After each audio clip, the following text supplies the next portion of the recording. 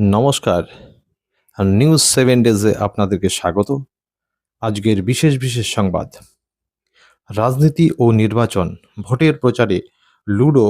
তৃণমূল কংগ্রেস তাদের নির্বাচনী প্রচারে সাপ লুডোর আদলে নতুন কৌশল ব্যবহার করেছে, যেখানে সিঁড়ি হিসাবে দেখানো হচ্ছে রাজ্য সরকারের বিভিন্ন জনকল্যাণমূলক প্রকল্পকে এবং সাপ হিসাবে দেখানো হয়েছে বিরোধী শিবিরের বাধাগুলিকে।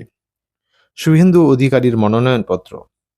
শুভেন্দু অধিকারী নন্দীগ্রাম থেকে বিজেপি প্রার্থী হিসেবে মনোনয়নপত্র জমা দিলেন।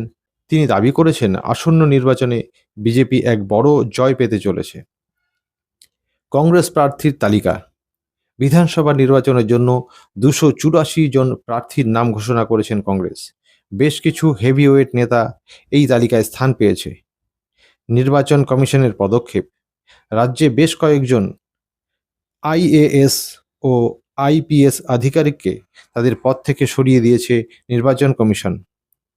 স্বরাষ্ট্রমন্ত্রী অমিত শাহ এই সিদ্ধান্তকে সমর্থন করেছেন। বিনোদন ও খেলা।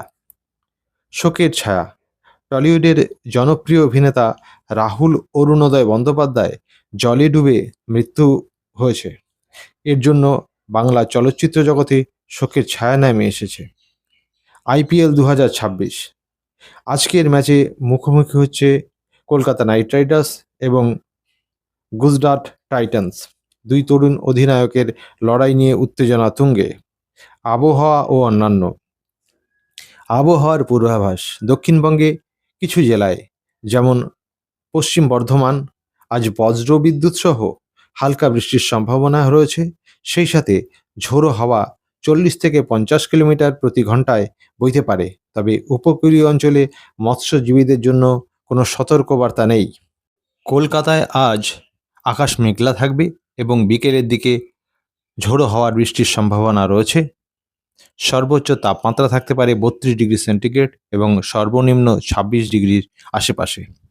উত্তরবঙ্গে বৃষ্টির দাপট বজায় থাকবে। ভারী বৃষ্টি দার্জিলিং, জলপাইগুড়ি, কালিম্পং, আলিপুরদুয়ার এবং কোচবিহার এই 5টি জেলায় মাঝারি থেকে ভারী বৃষ্টির সতর্কতা রয়েছে। সরাসরি ফ্লাইট। কলকাতা এবং সাংহাইয়ের মধ্যে নতুন সরাসরি বিমান পরিষেবা চালু হচ্ছে। এটি চালু করছে ইন্ডিগো। বিশেষ সংবাদ এখনই শেষ করলাম। নিউজ 7 ডেজ চ্যানেলটিকে সাবস্ক্রাইব করবেন, লাইক করবেন, কমেন্টস করবেন এবং বেল আইকন প্রেস করবেন। ভালো থাকবেন। ধন্যবাদ।